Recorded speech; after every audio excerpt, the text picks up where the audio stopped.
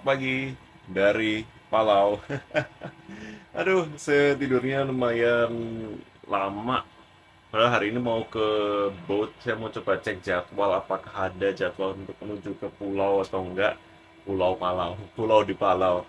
Tapi kalau misalnya nggak dapat, jadi saya coba besok deh. Tapi well, let's go. Selamat pagi. Hotelnya tuh bagus loh, mau lihat nggak dari jauh kayak gimana? Ini saya tunjukin ya. Ini Antelope Guest House. Konsepnya itu memang bambu dan tradisional house gitu. Dan dia tuh yang koordinir tuh orang Filipin. Jadi bahasa Inggrisnya bisa saya sangat mengerti sekali di sini. Oke, ini saya lagi mau ke port. Jadi ini apa ya, tempat bersandar perahu ya, pelabuhan kecil gitu. Aku nggak tahu namanya apa. Saya mau tanya tuh jadwal ke Pelelu jam berapa. Kebetulan lokasi itu cuma tinggal Maknyuk gitu. Seberang itu guest house, situ kantornya. Jadi saya cuma mau tanya apakah Anda jadwal untuk menuju ke loh, Kramersnya semalam makan di sana. Apakah ada jadwalnya atau enggak? So, kita tanya ya.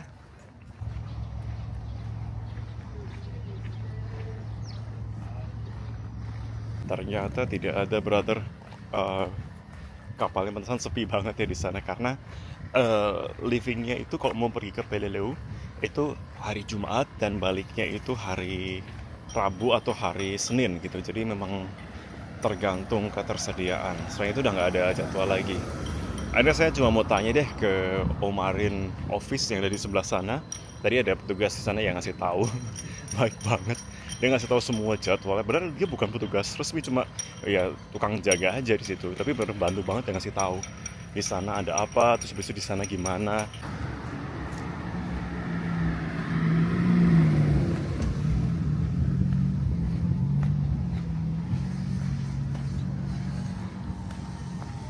Beginilah kalau traveling mengikuti intrusive thought. Nggak tahu mau kemana, tapi ya udah sampai sini cari aja activity yang ada. Yang penting bawa modal yang kuat dan tekad yang kuat. Tetetetetet, video saya crash. Intinya saya ke Sam's Tour dan saya menemukan satu tour yang available dan saya lagi tunggu availability satu orang lagi. Saya balik lagi ke Sam Tour karena satu orang lagi ternyata bersedia untuk saya ikut ke rombongan. Ya iyalah, lebih murah. Oke, saya balik dulu dan di pick up menuju ke bandara kecil. Dan sekarang saya menuju ke bandara di Koror, tepatnya Koror International Airport, karena lokasi dari Smile Air adalah pesawat yang mengantar kita terletak di sana. Jadi kita akan ke hanggarnya dulu, tepatnya di International Airport Ngerusar. Dan di sini kita dijelaskan mengenai rute kita. Akan ada 1, 2, 3. Nah, saya menggunakan rute kedua atau rute B untuk mengelilingi sejumlah pulau yang ada di Palau. Nah, ketersediaan ini tergantung dari cuaca juga. Saya mengambil yang B course untuk menuju ke lokasi-lokasi ini. Nah, sebelum terbang kita diminta untuk tanda tangan dulu liability waiver sebelum naik pesawat kecil ini. Oke, kita mau naik Smile Air buat keliling. Let's go. Dan demi view ini, saya yang sebenarnya takut ketinggian memberanikan diri untuk naik pesawat kecil ini, teman-teman. Gak sabar nih, mau lihat kayak gimana pemandangan dari atas, meskipun proses untuk take off-nya juga lumayan deg-degan. Dan ngomong-ngomong, ini runway-nya kita berbagi dengan para pesawat lain ya, pesawat internasional lain. Jadi bisa dilihat runway-nya kita bareng sama Koror International Airport. Yang pertama kita melewati Blue Corner. Lalu ada juga Long Beach yang kelihatan dari jauh. Dan ini adalah Jellyfish Lake, namun sayangnya sekarang lagi agak panas jadi nggak ada jellyfishnya. Yang ini adalah legendary 70 Islands yang terkenal dan kalian sering lihat di brosur-brosur atau TV.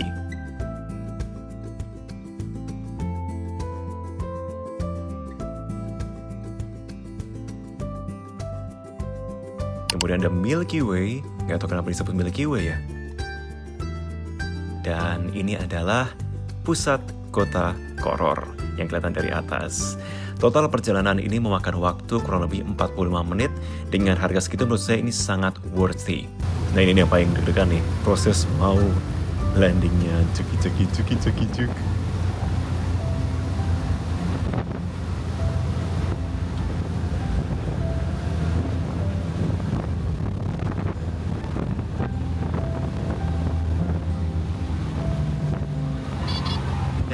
we're landed. Deg-degan sebenarnya saya ini. Saya masih hidup, guys. Selesai jalan, saya ajak kalian buat cari makan yuk. Laper. Saya mau cari makan dan ngopi dulu sembari cari internet. Again, karena emang wifi saya cuma ada di beberapa situs aja. Hanya ada di beberapa situs. Oh,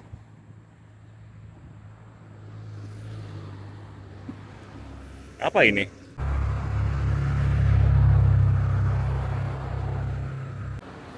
Selanjutnya saya akan makan di restoran sebelahnya. Ada restoran Chinese, tapi Filipino juga. Ada adobo, todano gitu ya. Nah, saya pesan makanan khasnya dong. Tapi bisa nebak dong makan khasnya apa? Kok versi saya adalah saya mau pesan tredadeng fried rice. Tapi tepatnya spam fried rice harga $10. Anyway, ini non halal ya. Dan buat kalian yang udah ngerasain spam, ini enak banget. Lihat apa yang kutemukan di Palau. Chatime Koror. Tapi enggak dong, saya mau beli minuman dulu karena ada coffee shop di sini, Coffee Berry katanya yang terkenal. Oke, can I have one ice americano? The tall one. Yeah. Jadi ada dua orang yang menyarankan saya pergi ke sini, driver dan juga turis satunya yang tadi ikutan saya naik pesawat. Dan memang rasanya sih enak menurut saya.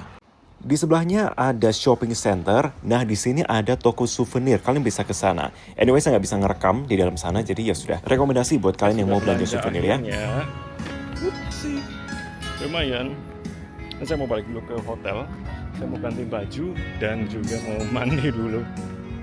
Ada karaokean ternyata pemirsa.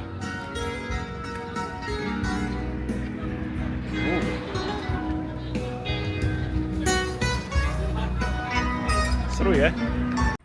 Palau High School. Inilah yang paling menyita perhatian saya di kota Koror dan juga beberapa kota lain yang disambungkan di sini ya. Kok bisa gitu ya, tengah kota ada sungai atau laut ya mungkin ya, yang bisa kamu langsung berenang. Dan ini jernih banget, bener-bener sejernih itu. Besok kayaknya saya mau mampir ke sana deh, atau sekarang ya. Tapi saya nggak bawa celana renang, jadi mendingan saya balik dulu deh, kemudian jalan ke sini.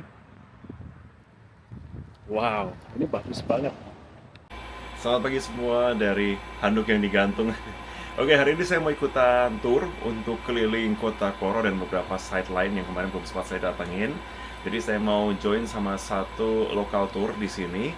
So let's go, kurang lebih makan waktu 6 jam, ya 5-6 jam lah. Dan kita akan beberapa site di Palau sebelum saya nanti malam akan ke airport untuk menuju ke Guam dan Guam menuju ke Pohnpei. Jadi ikuti terus perjalanan saya, asik. Baiklah, saya bersama dengan tour guide slash driver saya yakni Fonzi. Nah, dia mengajak saya ke Surangan Exhibition dulu. Ini salah satu mall atau exhibition terbaru dan kalian bisa lihat ini kontras banget ya, bagus banget. Jadi dia mau beli beberapa barang dulu dan juga snacks sebelum kita pergi. Nah, saya mau lihat ya di dalamnya seperti apa. Kayaknya sih menarik dan ya baru banget sih ini. Nggak seperti di Palau. Dan saya keluar dong, memutuskan beli Chatime. Seperti biasa, ini adalah kebiasaan saya harus mengisi amunisi sebelum pergi, yakni beli kopi dulu. Kali ini di Chatime. Harganya sih menurut saya ya sedikit lebih mahal, nggak bisa dibanding sama Indonesia. Baik, yang pertama kita menuju ke Bubble Dome, tepatnya di pulau sebelah Koror. Kita akan melihat Bai atau rumah tradisional dari suku asli yang tinggal di Palau. Hingga kini pun juga masih dirawat. So this is the Abai, A-B-A-I. ABAI. Or you can just say Bai, B-A-I in short. Okay. Basically, it's the chief's meeting house. Okay. In our local custom and tradition, only the Palauan men are allowed here. The Palau women cannot come up here. Oh, where is But that? if you're a tourist, if you're a female tourist that is not from Palau, you can actually come up here. It's okay.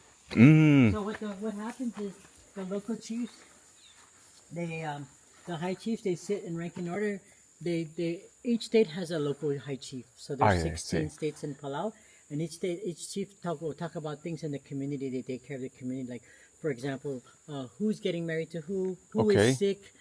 Is there tribal warfare? Because that really happened a long time. There was a lot of tribal war. Oh yeah, tribal war. Yep. Before modern living and things like that. Community cleanup, or anyone needs help, who's who, and etc.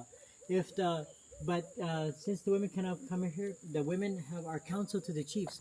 So that our elderly grandmothers or aunties or whatever, they can vote who becomes. Okay. It's either tied in like a attached weave, like a coconut palm fronds, Okay. or it's pieced in like Jenga, like a puzzle, like this. It's never used like power tools or anything like that, like screwdrivers and things. Traditional way, speaking. Yeah, and things like that. Creak the floorboard, and everyone's like, all right, it's They will straight be to the understand floor. like who's Yeah, that? yeah, because you gotta protect the chief Right. and things. On the floor over there, it looks like diamond cut out. The way it was. That's how they make the medicine. Yeah, like herbal leaves and whatever thing. And, so And when this it's is the really operating ill, they table. Yeah, Wow. isn't that crazy? Oh. No, we're not cannibalism like. Yeah. We don't eat people, but that had a yeah. Please be careful. Keep Palau clean. Oke, pemberhentian selanjutnya adalah tempat pembuatan sake yang ada di sini. Ini sudah ada sejak sebelum Perang Dunia Kedua. Jadi ini masih ada di sini dan bahkan beberapa botolnya masih ada di tempat yang seharusnya. Nah, ini bisa dikatakan sisa sejarah yang kurang banyak yang mengetahui ataupun discover mengenai Nantakuhori ini atau dulunya bekas pabrik pembuatan sake. Ada sebelum Perang Dunia Kedua. Bahkan menariknya masih ada beberapa botol-botol yang masih berdiri hingga saat ini seperti itu.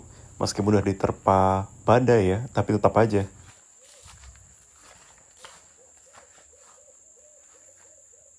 Memang pengaruh dari Jepang ini sangat kuat di Palau. Dan di Bubble Dop ini juga ada sisa-sisa peninggalan Jepang selain di Pulau Peleliu. Oke. Jadi kalian bisa ke Bubble Dop untuk melihat sisa-sisa sejarah masa lalu. Kita lagi ada di mau waterfall, lagi mau turun ke bawah untuk melihat kayak gimana salah satu waterfall yang terkenal di Koror.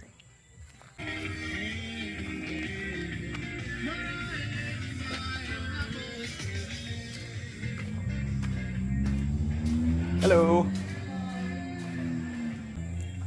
Nah, untuk sampai ke bawah, tepatnya ke waterfall, kalian diminta untuk bisa turun bukit atau ya trekking lah, kurang lebih bisa memakan waktu 25 sampai 30 menit. Lumayan menantang karena ya medannya lumayan licin ya. Dan juga beberapa tempat ini memang masih agak sulit untuk ditempuh dengan berjalan kaki. Jadi kita harus berhati-hati pada waktu kita akan melewati. So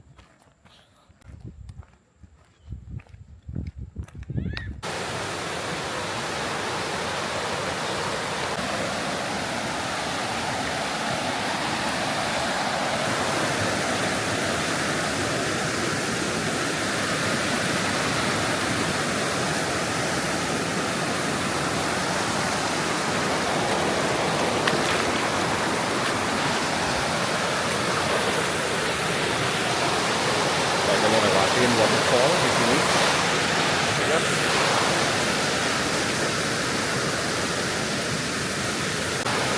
Travel sangat menantang, harga licin. Jadi kalian bisa pakai sandal atau sepatu yang nggak licin. Itu bisa membantu kalian menapak di trek ini. Ada dua jalur, kan bisa melewati jalur gunung atau bisa melewati ya tebing-tebing air ini. Saya sih memilih tebing karena menurut saya lebih bisa dipakai untuk menapak. Soalnya kalau di bukit-bukit itu banyak lumpur, karena sempat dari sebentar.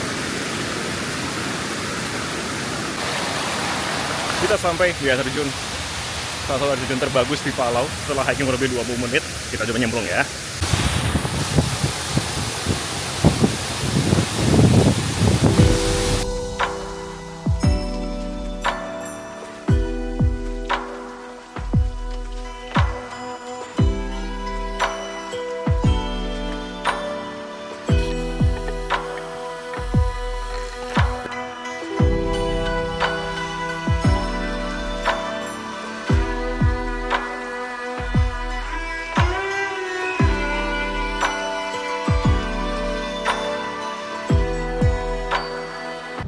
Setelah berendam membuat saya menjadi seger banget, iyalah gimana enggak kalau bisa curug ya kan. Hehe.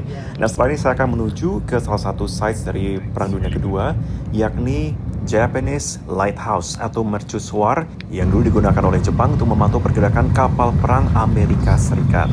Untuk kesini kita diwajibkan untuk membayar $5 sebagai bentuk retribusi yang benar digunakan untuk menjaga alam dan menjaga sumber daya yang ada di sini.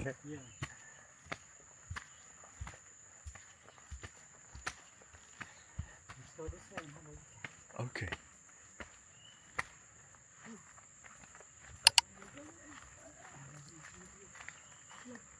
Wow.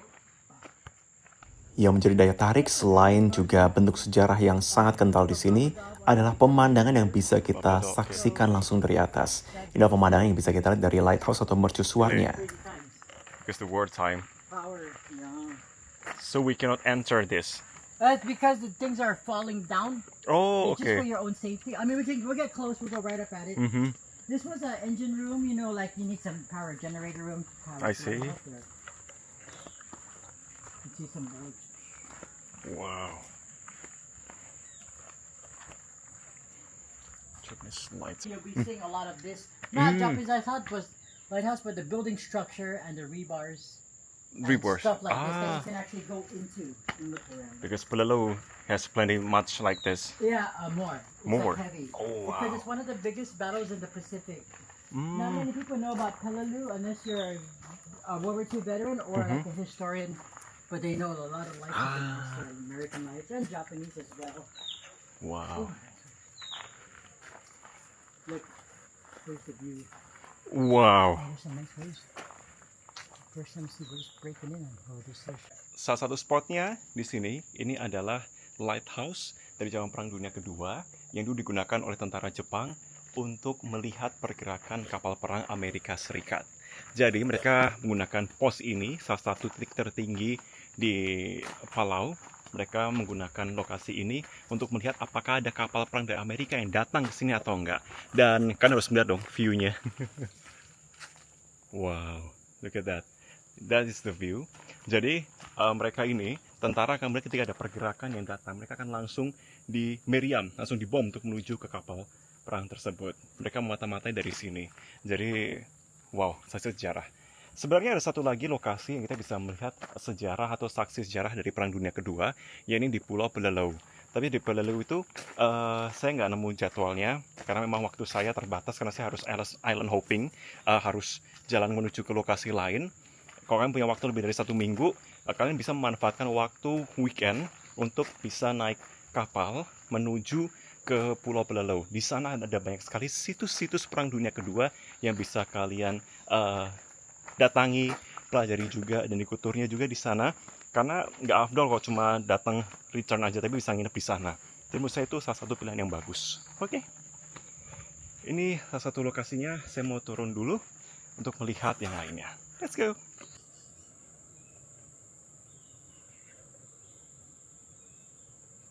Dan kalau kalian lihat di belakang sana, oke, itu ada seperti bekas tembakan. Itu adalah bekas tembakan balik yang dilakukan oleh tentara Amerika pada waktu itu kepada markas atau lighthouse dari Jepang pada waktu itu.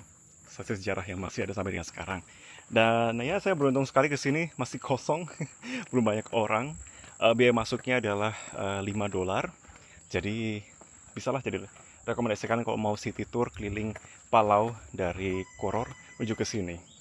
Oke, saya mau balik dulu menuju ke situs selanjutnya. Let's go. Selanjutnya saya menuju ke Stone Monolith yang merupakan salah satu peninggalan masa lampau di Bubble Dop, di mana ini terletak di utara Bubble Dop atau di sekitar Desa Oleh dan juga Mengelang. English is not their first language. Basically, almost 3,000 years. You know, like Oh, yeah. stone, like Stone, yeah. Things, yeah. Down there, I will tell you all about the cultural legend story about this place. Badrul Au. Bad means rock. Oke. Rulao, I forgot, like on top Lu. or something. Yeah, Bad Rulao. Of the Bad place, Rulao. stone monoliths. Yeah. Jadinya memang monolit ini digunakan sebenarnya sebagai fondasi bai atau rumah tradisional yang seperti teman-teman udah lihat tadi di awal, tapi ingin dibuat yang jauh lebih besar. Tujuannya karena kepercayaan masa lampau, semakin tinggi fondasinya, semakin tinggi bainya, artinya makin cepat juga sang pemimpin atau kepala suku ini mencapai level dewa. Yeah, horizontal. Oh. Dan uniknya, Di batu-batu ini ada beberapa sisi atau batu yang ditunjukkan oleh Ponzi bahwa di dalamnya ini kosong atau seperti kopong.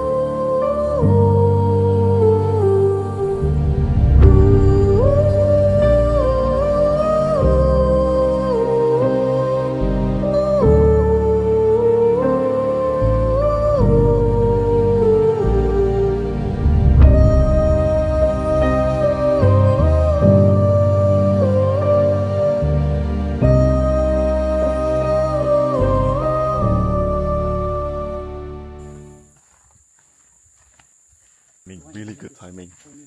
Selanjutnya kita berjalan menuju ke Melekok. Ini tepatnya kita akan melihat kantor presidennya. Nah, mirip ya dengan White House, sebenarnya bisa kelihatan kan?